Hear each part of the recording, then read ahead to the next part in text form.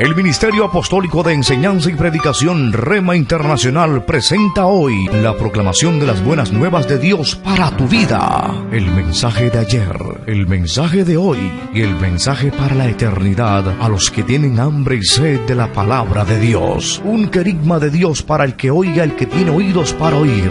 Escuche el dabar del Eterno a las naciones. Ahora es el tiempo para recibir el rema del Espíritu Santo a tu espíritu. Escuchemos con fe la memra del Señor para el alma.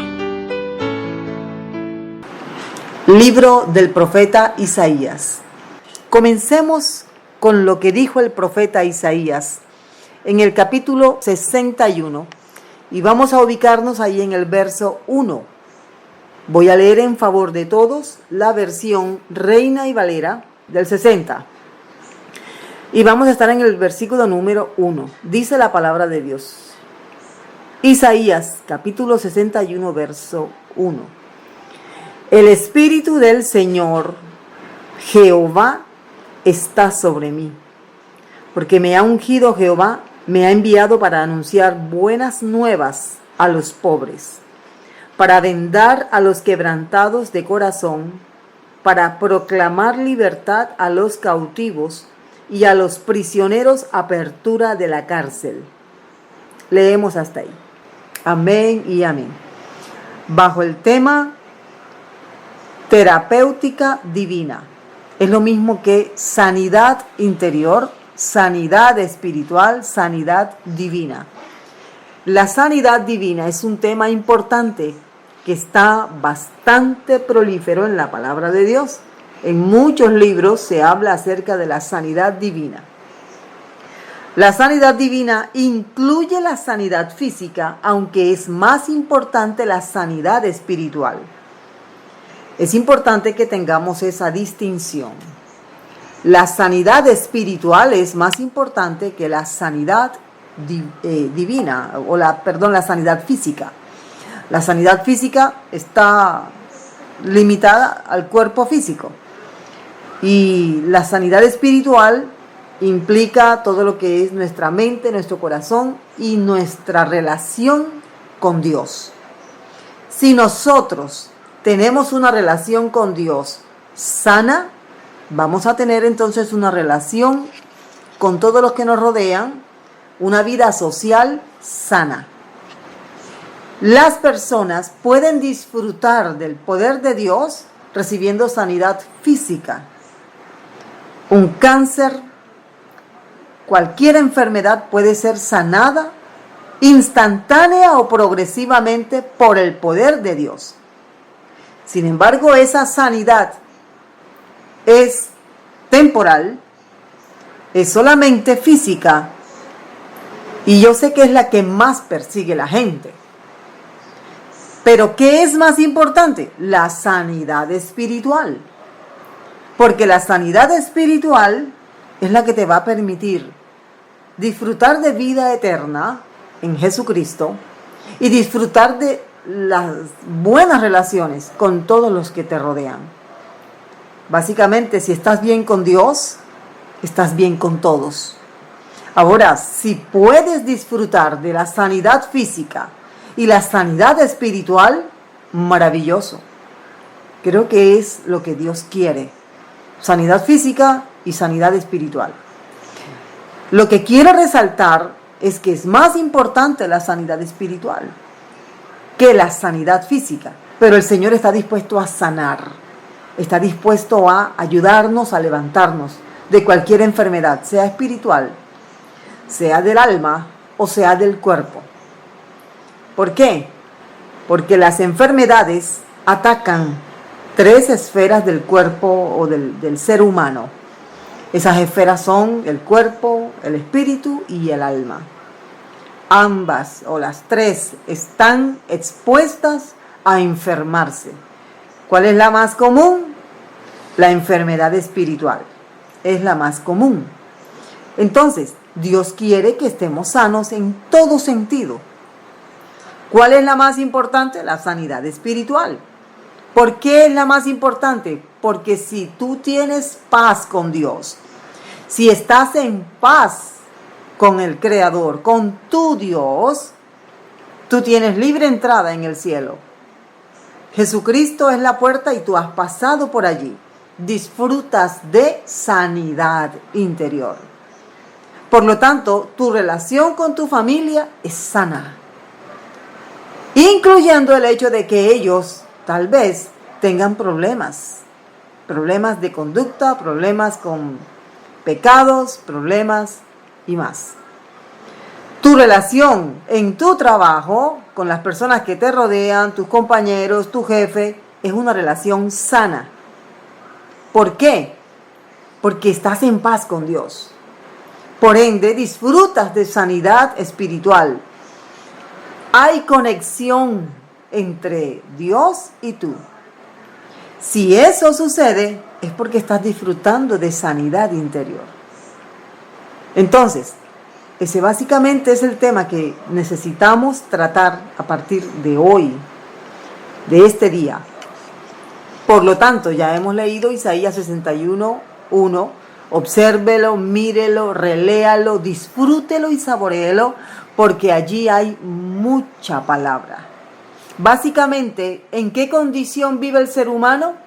El ser humano vive, como dice aquí el profeta, vive enfermo, aprisionado y lleno de dolor. Entendamos por enfermedad lo físico, entendamos por el dolor lo espiritual y entendamos por preso lo que tiene que ver con el alma. Así está el ser humano hasta que llega Jesucristo y el hombre le acepta de corazón. Antes no es así. Antes de que Jesucristo llegue a la vida del hombre, ¿cómo vive el hombre? Aquí dice Isaías: pobre, quebrantado, preso, adolorido, enfermo. Esas son condiciones muy delicadas, indeseables. Cualquier persona que oye esto dice: no, Dios me libre. Y pensamos incluso que personas que están físicamente sanas no necesitan de Dios. Es más, ellos mismos piensan así: yo no necesito de Dios porque yo estoy sano. Pero aquí el profeta está hablando de las tres condiciones en que una persona puede estar enferma.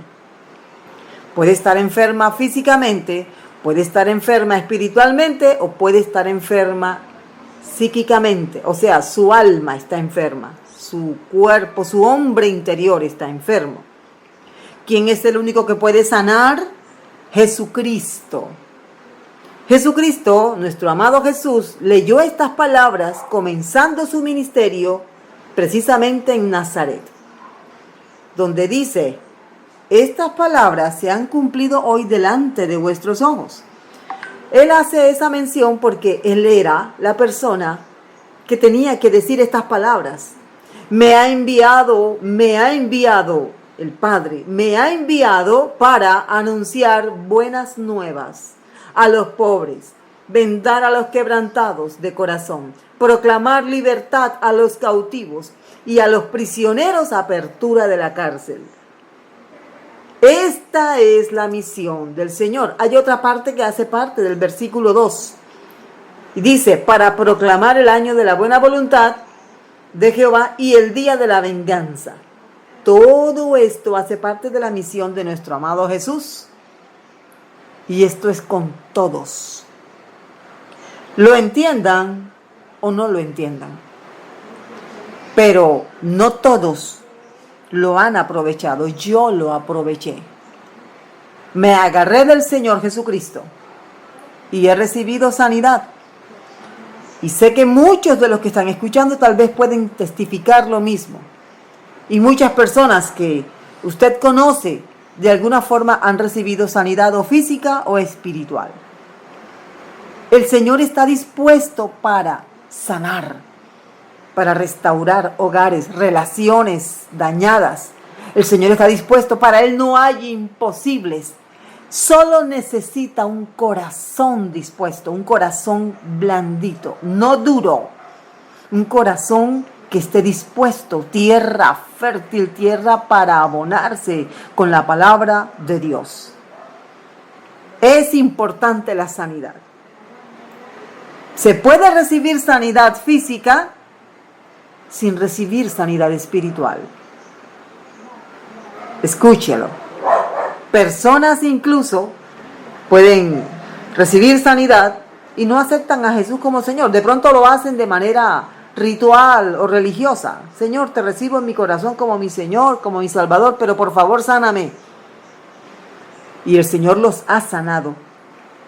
Conocí el caso de alguien que después de ser sanado, celebró su sanidad con toda una, acá en Colombia decimos un parrandón, fiesta, música, alto volumen, invitó a mucha gente y bueno, esa fue la forma como él pensó agradecerle al Señor. Después de un tiempo, nuevamente cayó en la misma enfermedad del cual el Señor le había sanado y murió. Entonces, se puede recibir sanidad física, pero si no recibes sanidad espiritual, que es más importante, ¿de qué sirve recibir entonces la sanidad física? Por eso, el énfasis es a que sanemos espiritualmente. No importa si usted ve a una persona que, bueno, le va bien, tiene un buen trabajo, tiene su familia y le va bien. ¿Le va bien en qué sentido? Le va bien delante de los hombres. Pero si no tiene sanidad interior, es una persona que seguramente tiene el cuarto de San Alejo en su alma lleno de muchas cosas que no le van a permitir ser salvo, disfrutar de la vida eterna que Jesucristo ha ofrecido para todos aquellos que creen en Él de manera genuina. Entonces, ya teniendo esto claro, recordemos, nuestro cuerpo es lo que vemos, pero somos más que el cuerpo. Dice el apóstol Pablo, y todo vuestro ser, espíritu, alma y cuerpo, sea guardado irreprensible para la venida de nuestro Señor Jesucristo. O sea, nuestro ser, hablando de una forma íntegra, entera, está compuesto por espíritu, alma y cuerpo. Eso está en primera carta a los Tesalonicenses, capítulo 5, verso 23. Nos lo dice el Espíritu Santo a través del apóstol Pablo. Esas tres áreas de nuestro ser deben estar sanas. Si alguna de ellas no sana, ojalá no sea la principal, la espiritual, la que tiene que ver con nuestra relación con Dios, la que nos va a permitir experimentar la salvación del Señor y tener vida eterna. A lo mejor usted conoce, hermanos, personas creyentes en Jesucristo que están padeciendo alguna enfermedad incurable, alguna enfermedad mortal. Tal vez en este momento esa persona tenga poco tiempo de vida. Pero a esa persona tiene que decirle, si no ha recibido sanidad física de parte de Dios, no es porque Dios sea injusto. Siempre hay un propósito y cada caso es individual, diferente, personal. Pero lo que sí es importante y depende mucho del corazón de la persona es que, aunque esté enfermo físicamente, reciba sanidad espiritual, sanidad interior.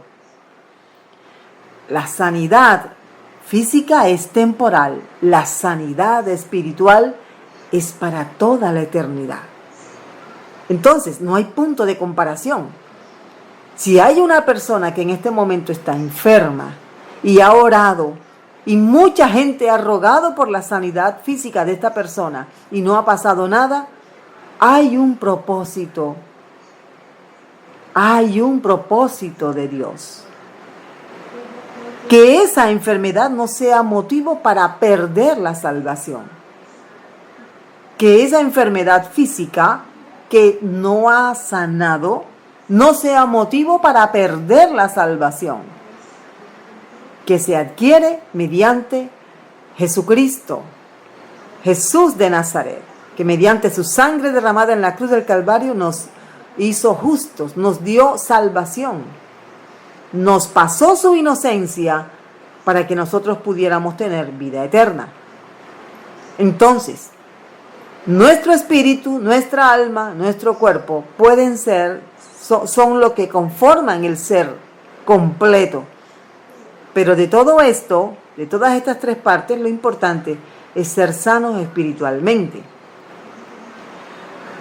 La naturaleza con que nosotros hemos nacido, los seres humanos, hombres y mujeres, es una naturaleza que nos empuja al pecado. Siempre nos está sacando en cara lo peor. Esa naturaleza, el apóstol Pablo, guiado por el Espíritu Santo, le llamó la carne. En el Antiguo Testamento se llama la iniquidad. En el Nuevo Testamento entonces lo podemos identificar como la carne y en el Antiguo Testamento lo identificamos como la iniquidad. Esa iniquidad en el Antiguo Testamento usted la puede descubrir, conocer un poco más en Isaías capítulo 59. Deleítese en otro momento leyendo ese capítulo y viendo lo que la iniquidad hace en el ser humano. Enferma, pudre, daña la vida del ser humano, la vida espiritual del ser humano. En el Nuevo Testamento usted puede leer, le recomiendo el capítulo 7 de la carta a los Romanos. Capítulo 7 de la carta a los Romanos y los versículos anteriores y posteriores al capítulo 7 le van a dar bastante luz. Porque el capítulo 8 de la carta a los Romanos también habla de esa naturaleza pecaminosa y enferma con la que hemos nacido, que en el Antiguo Testamento la identificamos como la iniquidad y en el Nuevo Testamento la identificamos como la carne. Bien, dice el apóstol Pablo, Romanos 7:15, voy a tomar este versículo para que entendamos un poquito mejor de qué estamos hablando, porque lo que hago no lo entiendo, pues no hago lo que quiero, sino lo que aborrezco, eso hago. Entonces, estamos hablando de que no nos gusta la carne, pero está en nosotros y se manifiesta a través de nuestro cuerpo, a través de nuestro carácter. Así es.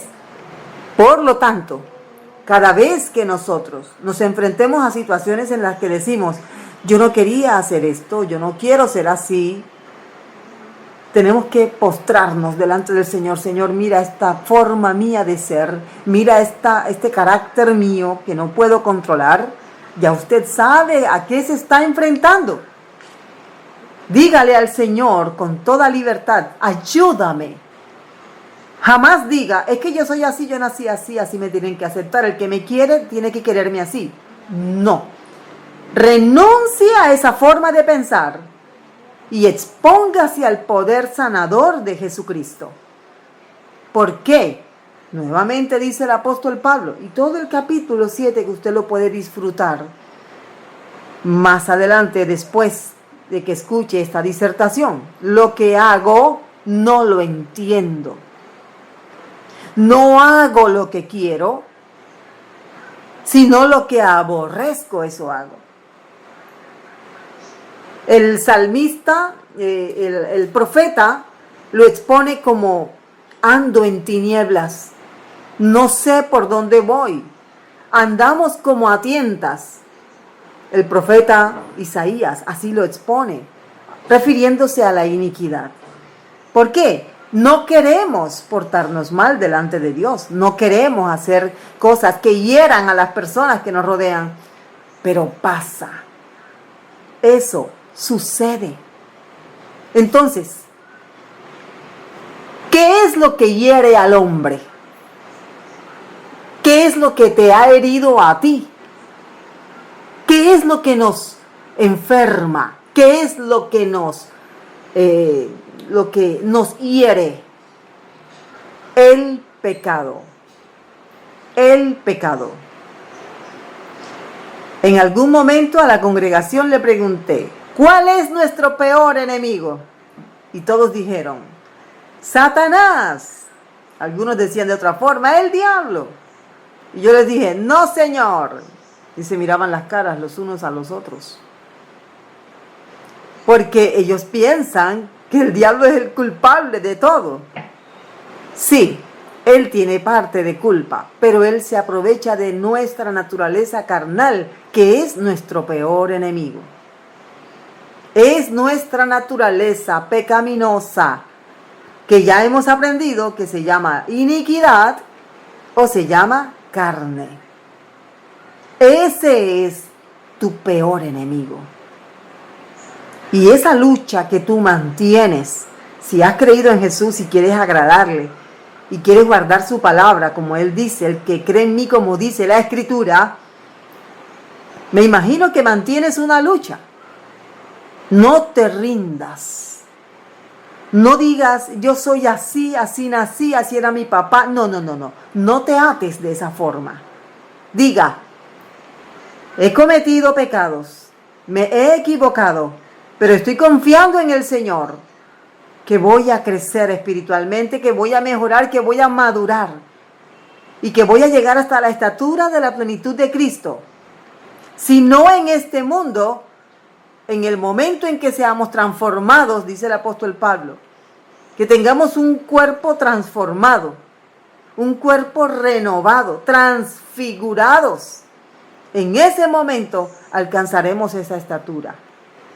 Por lo tanto, no te rindas. Tienes que mantenerte.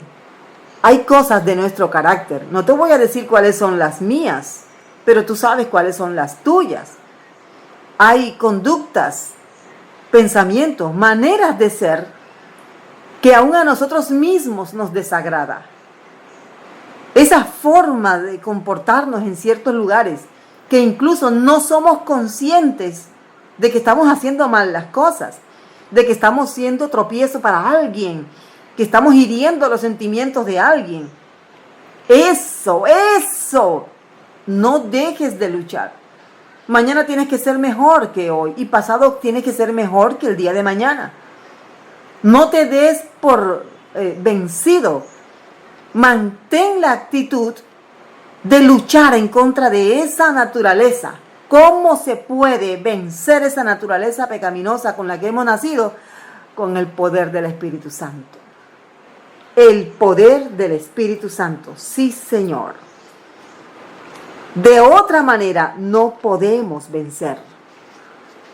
No podemos, dice el apóstol Pablo, el Espíritu Santo a través del apóstol Pablo. Andad en el Espíritu, y así jamás satisfaréis los malos deseos de la carne. De la carne. El enemigo contra el cual luchamos. Porque la carne desea lo que es contrario al espíritu y el espíritu lo que es contrario a la carne. Ambos se oponen mutuamente para que no hagáis lo que realmente quieren hacer.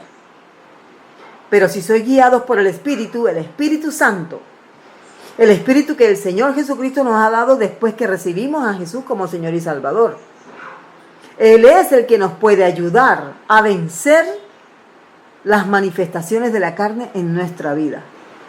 Y esa es la lucha a la cual me estoy refiriendo. No te rindas. Mantente firme.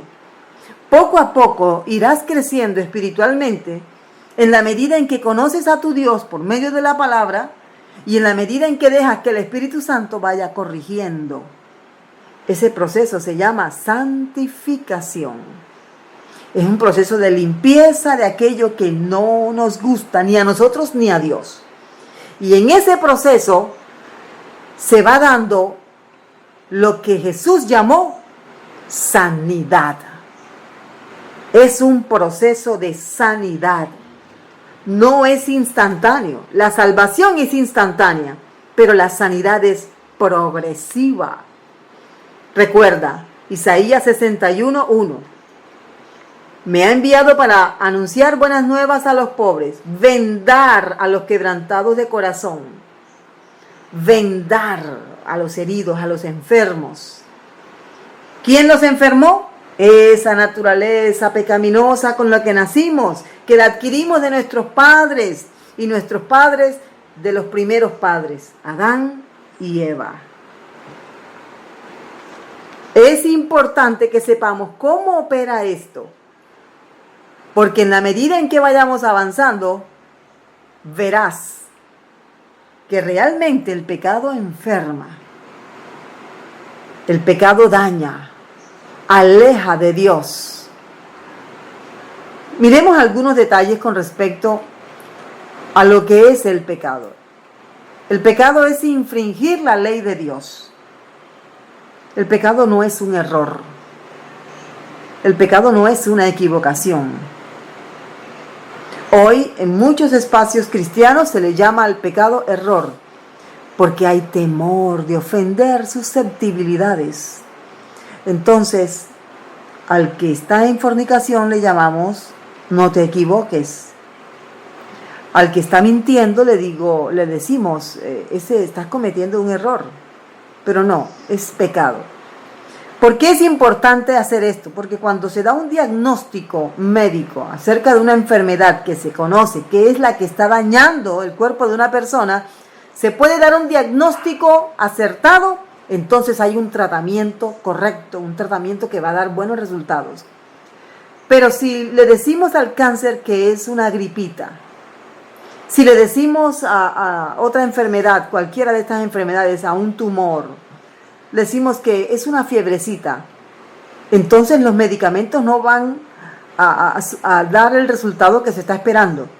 Entonces, si hacemos lo mismo, llamamos a lo que es pecado, pecado, aunque en muchos espacios esto no guste, no es muy agradable, porque han decidido vivir con el pecado poniéndole un nombre diferente para sentirse mejor con ellos mismos, aunque no estén siendo vistos bien por Dios.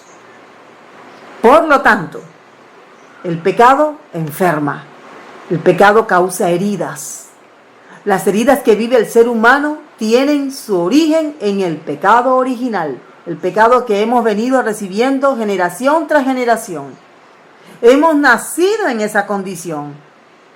Hay muchas formas en las que la Biblia lo enseña. El mismo David dice que en pecado fue concebido por su madre. Entendamos bien la frase. En esa condición pecaminosa que la mamá de David y su papá recibieron de sus padres, él también nació. Entendemos entonces ¿qué es lo que más causa heridas al ser humano? El pecado. Enfrentemos entonces este problema. Enfrentemos esta condición espiritual que daña, enferma, pudre, carcome los huesos. En la Biblia podemos ver, aunque no quiero profundizar tanto, pero sí podemos ver las graves consecuencias que el pecado deja en el cuerpo humano. Por ejemplo, el salmista, el rey David, dice: mientras callé, se envejecieron mis huesos. Todo el día y de noche se agravó sobre mí tu mano. Dice el salmista: mi vigor se convirtió en sequedades de verano, hasta que mi pecado te declaré. ¿Quieres ser sano? ¿Quieres tener relaciones con tu papá, con tu mamá, con tus hermanos? Relaciones sanas. ¿Quieres amar a los que te rodean de una manera genuina? Tienes que confrontarte con el pecado. Tienes que ser confrontado. ¿Quieres sanar tu relación matrimonial? Debes ser confrontado, seas tú hombre o seas mujer. El pecado daña las relaciones. El Señor Jesucristo ha venido para sanar las relaciones. Podemos ir al psicólogo. Hay psicólogos muy buenos. Y hablo sobre todo de los psicólogos cristianos. Un psicólogo cristiano te puede llevar a un punto en el que tú te sientas bien contigo mismo.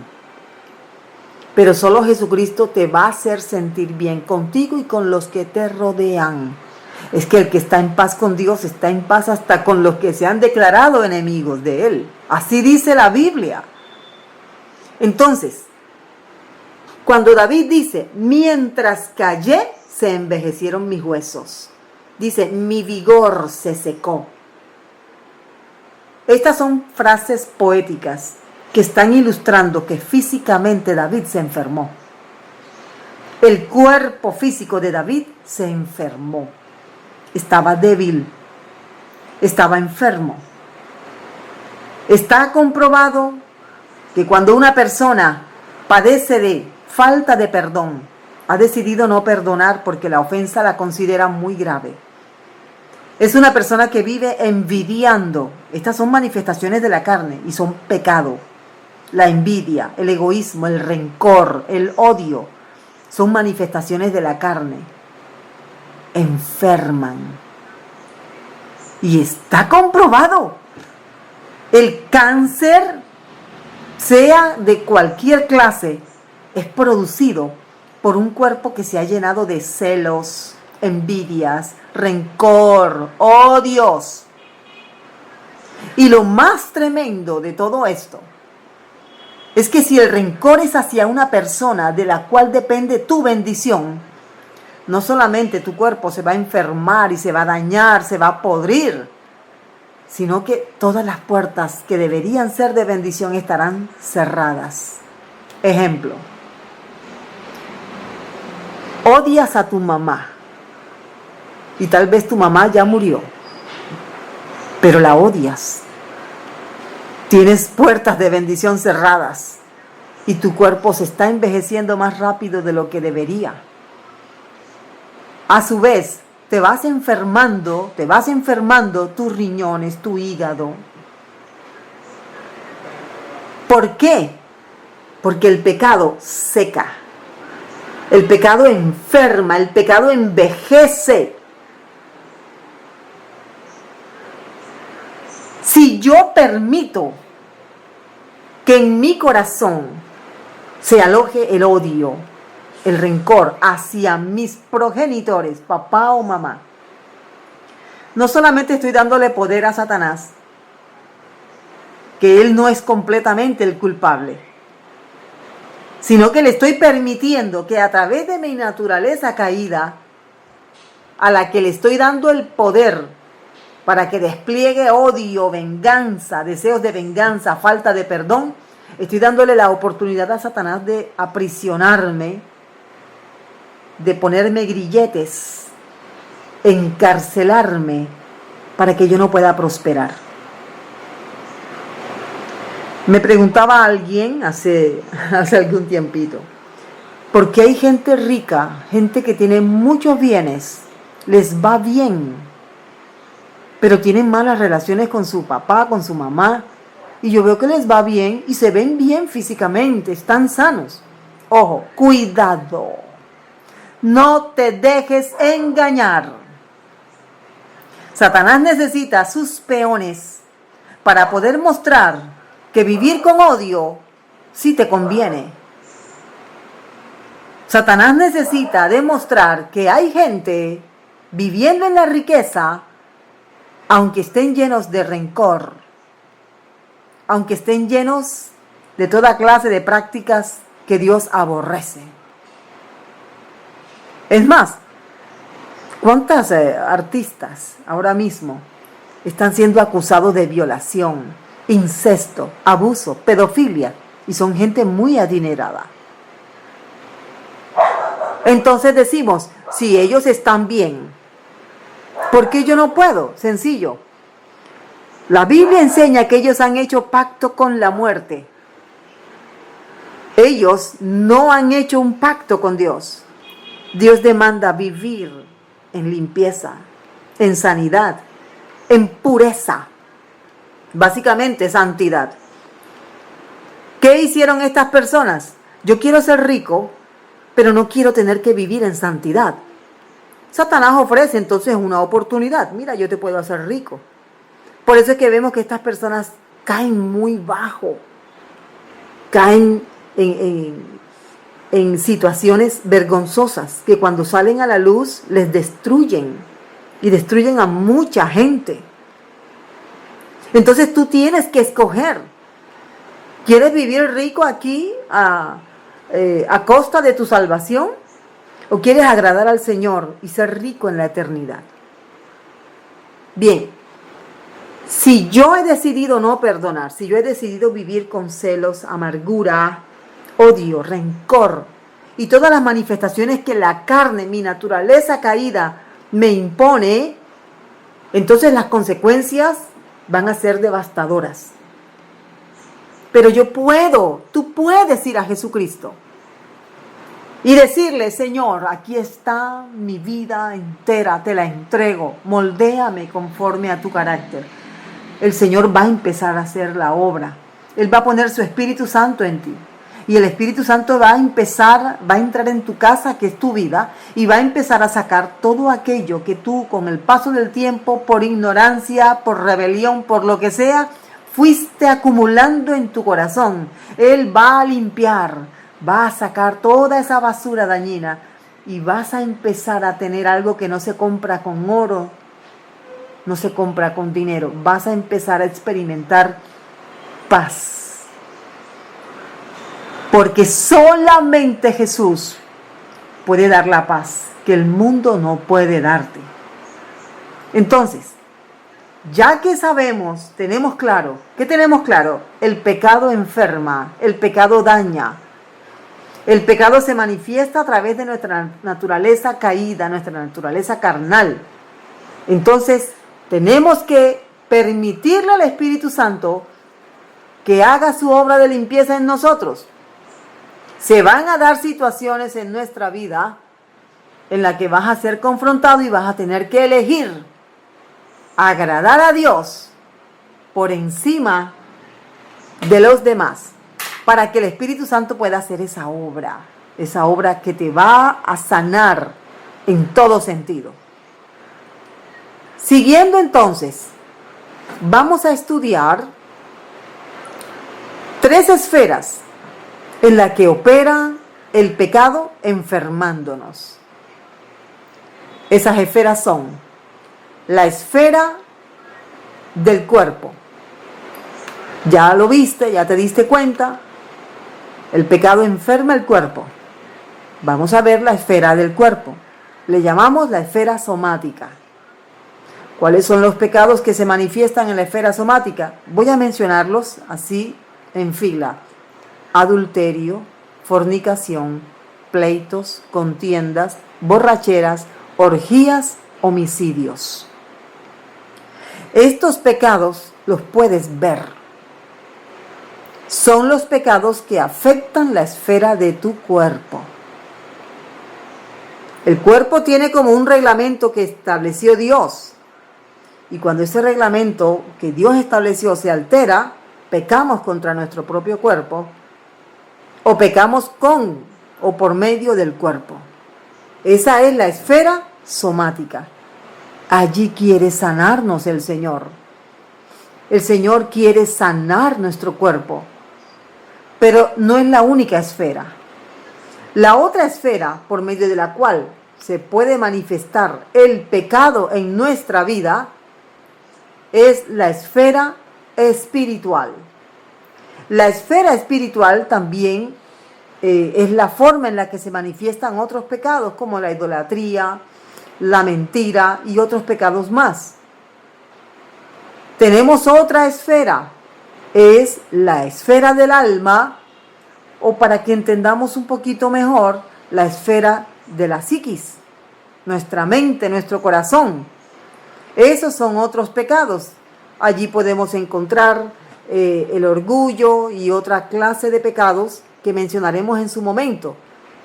Pero vamos a comenzar con la esfera somática, el cuerpo, cabeza, tronco, extremidades. Esa es la esfera con la que vamos a empezar. Y el primer pecado que vamos a estudiar a partir de este momento está mencionado en la carta a los Gálatas, capítulo 5. Aquí tenemos desde el versículo 19 ¿Cuáles son los pecados que se manifiestan? Aquí están revueltos, pero vamos a comenzar con el que se manifiesta en la esfera somática, o sea, en nuestro cuerpo. Se manifiestan para enfermarnos, dañarnos. Estos pecados son el adulterio y la fornicación. El adulterio y la fornicación. Muy bien. Veamos entonces qué es el adulterio. El adulterio tiene dos vocablos que los vamos a mirar, uno hebreo y uno griego. En ambos casos la palabra adulterio es un pecado. Miremos primero el vocablo hebreo que se usa en el Antiguo Testamento, la expresión naaf. Naaf significa apostatar, cometer adulterio, y también está dentro de la esfera de lo que es la fornicación. Apostatar, cometer adulterio, fornicar. Apostatar viene de apostasía y es una palabra griega, pero aquí estamos tratando de ampliar el concepto de lo que significa la palabra adulterio. El adulterio, entonces, también manifiesta otro pecado, que es la idolatría, pero la idolatría es un pecado de la esfera espiritual. Entonces, hay dos manifestaciones claras del adulterio. Una persona, hombre o mujer, puede ser adúltero contra Dios, o puede ser adúltero contra su cónyuge. Eso es adulterio. Y eso es lo que refleja la expresión hebrea naaf, que es la que se usa en el Antiguo Testamento para ilustrar infidelidad matrimonial o infidelidad a Dios. En el idioma griego tenemos la expresión moijos. Moijos significa amante, una persona que puede contraer matrimonio estando ligado matrimonialmente a otra persona. En el Nuevo Testamento, la palabra adulterio está más asociada con el matrimonio. En el Antiguo Testamento está más asociada con la infidelidad a Dios. Cuando vemos entonces más de cerca la palabra, podemos hacer una distinción con lo que significa la palabra fornicación. Estamos dando el nombre de la enfermedad.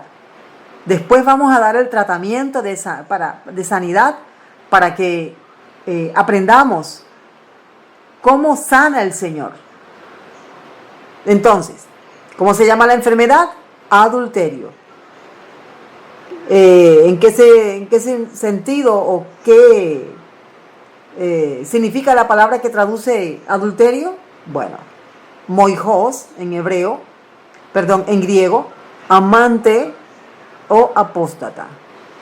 La fornicación es un pecado más amplio. La fornicación incluye el adulterio. Pero he tomado adulterio porque es la primera manifestación de la fornicación que aparece aquí en Gálatas capítulo 5.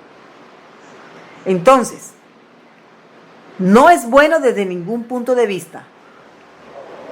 Básicamente, incluye lo que es la infidelidad, deslealtad. La infidelidad tiene que ver más con hechos. La lealtad tiene que ver más con el corazón. En ambos casos, esto es adulterio. El adulterio es violación a la ley de Dios y es violación al pacto matrimonial. Eso es el adulterio. Además, según Jeremías 7:9, el adulterio es abominación a Dios. Porque el adulterio afecta la familia y afecta la relación con Dios. Una de las primeras definiciones de adulterio está en el libro del Éxodo, capítulo 20. Dice aquí, Éxodo capítulo 20, y habló Dios todas estas palabras, diciendo: Yo soy Jehová tu Dios, que te saqué de la tierra de Egipto, de la casa de esclavitud. Mire cómo dice el verso 3. No tendrás otros dioses o dioses ajenos delante de mí. Mire la expresión, no tendrás dioses ajenos delante de mí. Esta expresión es un poco retórica en el sentido de que habla de dioses ajenos. No existen otros dioses. El único Dios que existe es el Dios de Abraham, de Isaac y de Jacob. Es el único. Pero los hombres han ideado amantes, a los cuales llaman dioses. En este mandamiento, que por cierto es el primero de los 10 dados a Moisés y al pueblo de Israel como pacto, en este pasaje, esos amantes, Dios los llama dioses. La palabra otros o ajenos habla de tener relaciones con una persona estando casado con otra. Estás casado conmigo, te dice el Señor. No tendrás dioses ajenos. No tendrás amantes. Yo soy tu esposo, dice el Señor. Tú eres mi esposa, mi pueblo, mi iglesia. No tendrás. Es una orden. No tendrás amantes, porque yo soy tu esposo. Lo contrario a lo que dice el verso 3, de tener otros dioses, es adulterio. Entonces, para Dios el adulterio es abominación. Es algo muy terrible. La forma como Dios habla a su pueblo Israel en el Antiguo Testamento, refiriéndose a su infidelidad, es de que su pueblo se convirtió en una prostituta. Y son palabras fuertes. Poco se predican. Pero hay que ser conscientes de lo que realmente significa caer en adulterio contra Dios. Por lo tanto, este es el tipo de adulterio que refleja lo que pasa en una familia. Cuando el adulterio toca las puertas de una familia, automáticamente se está sacando a Dios y todo lo que Dios representa para la familia. ¿Por qué? Porque el adulterio para Dios es abominación. Y tiene que verse así. No es una aventura. No es un error. Es un pecado muy grave. Y así debe ser entendido. El Señor, en la carta de Santiago, trata de adúlteros a los que de alguna forma aman el mundo, pero están en la iglesia. Dicen que creen en Dios, pero igual comparten con el mundo. Aman el mundo. No han podido renunciar a lo que el mundo es.